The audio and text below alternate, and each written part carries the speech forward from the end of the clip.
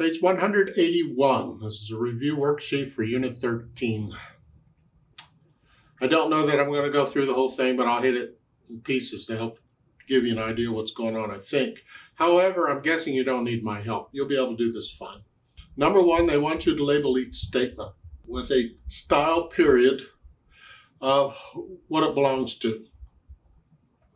And they give you the idea B, CL, R, CO, whatever.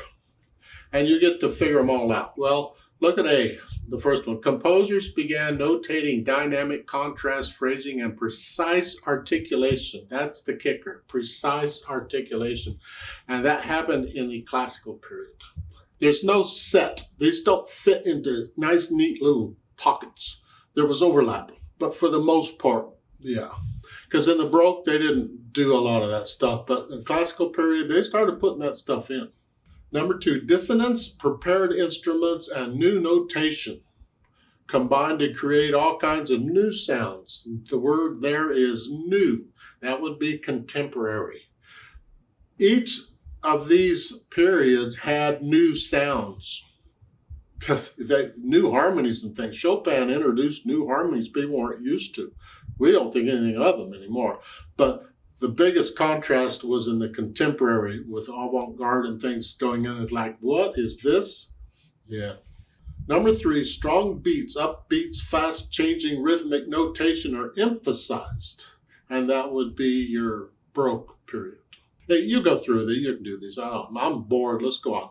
Number two, transpose the following melody for F horn to concert pitch. And you write it out. Well, remember that when an F horn sees a C in the music, it is an F on the piano. So you go down a perfect fifth.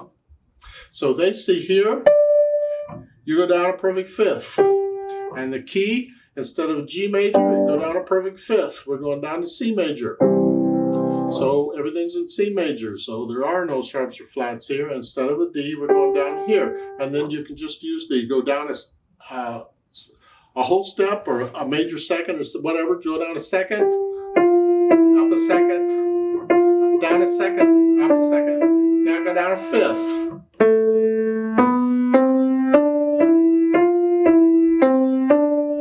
And that would be the melody.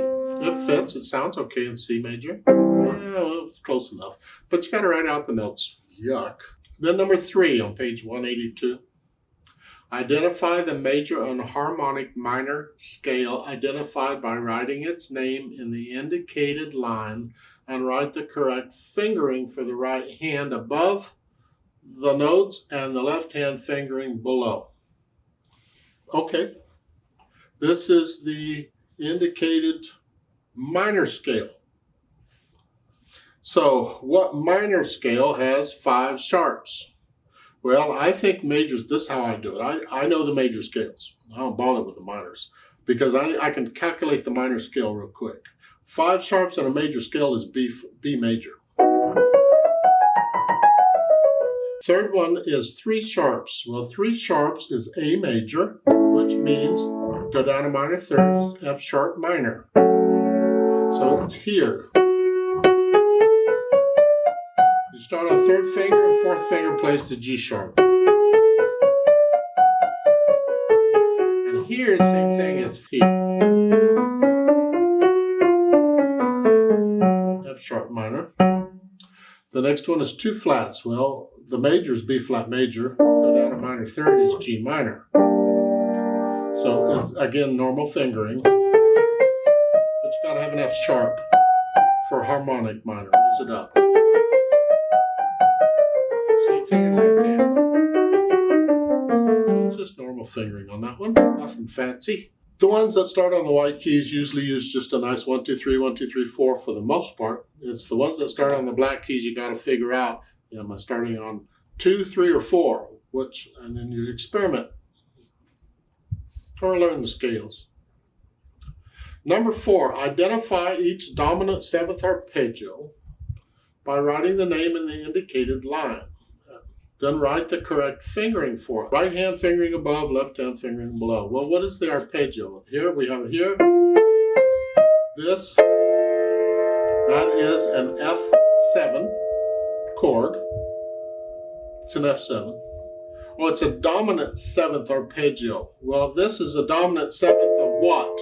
Well, F is the dominant of B flat. So it would be a B flat dominant 7th. Remember, when I'm in C major and I want a dominant 7th, I go to the 5th and I go a 7. For C, well, here we have the dominant 7th. We got down a 5th. That's B flat. So it'd be dominant 7th of B flat. Unless there's something I'm missing, I'm misinterpreting it. Your teacher can straighten that out, but that's what I would guess it at. And the fingering, the 4th finger is going to do that. And here, I'm just going to use the same regular fingering here. The 2nd finger will do it there. That's how I would do it. The 2nd one, dominant 7th arpeggio, you're here. Here. This, and then you're adding that. Well, it's a 7th of an E flat, but the E flat is the dominant, and that's an A flat. It's dominant of A flat, so it's an A flat dominant 7th, so it's here. And the thumb plays the white key. Okay, and then here, the thumb's going to play. See, it's the dominant 7th arpeggio. Well, the dominant 7th is the dominant of what? Got to be dominant of something. Well, go down 5 and you'll find out what it is, and that's what it is. That's how I'm interpreting this. If you have any questions, better ask your teacher. I could be all confused. Who knows?